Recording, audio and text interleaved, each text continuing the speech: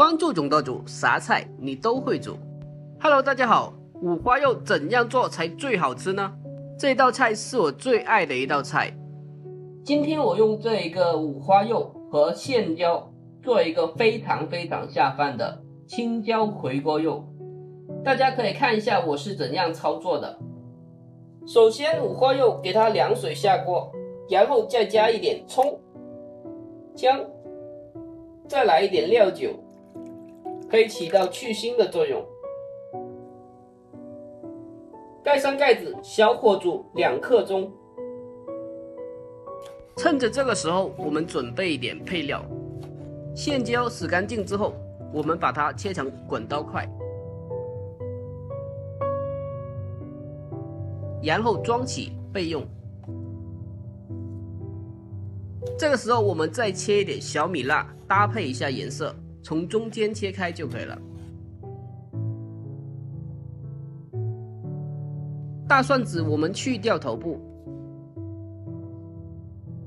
然后给它用刀背拍扁，再稍微的剁一下，注意不用剁得太细的。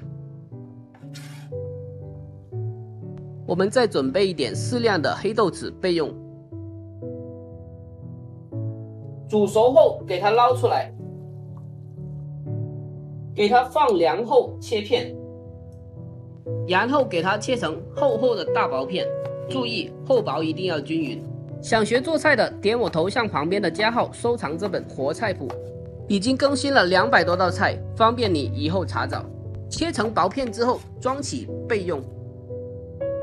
下面我们开始烹饪，起锅烧油，煮熟的猪肉放下去，给它小火煸出油脂，注意煸到它开始冒油，有点焦黄的就可以了啊。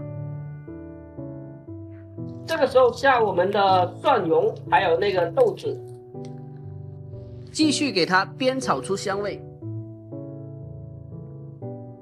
接着我们的郫县豆瓣酱，给它炒出红油，炒至五花肉有点微微的焦香，然后盛出备用。下面我们重新起锅，少放油，把辣椒放下去，给它煸炒一下。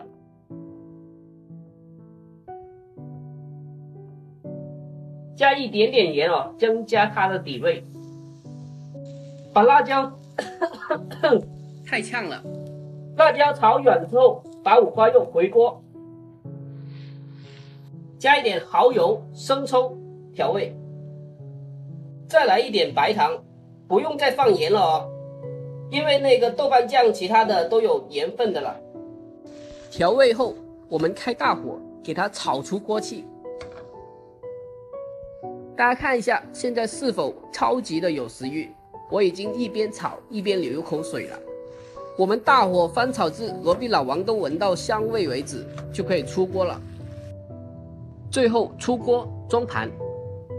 哇塞，看着就已经超级的下饭了，真的已经流口水了。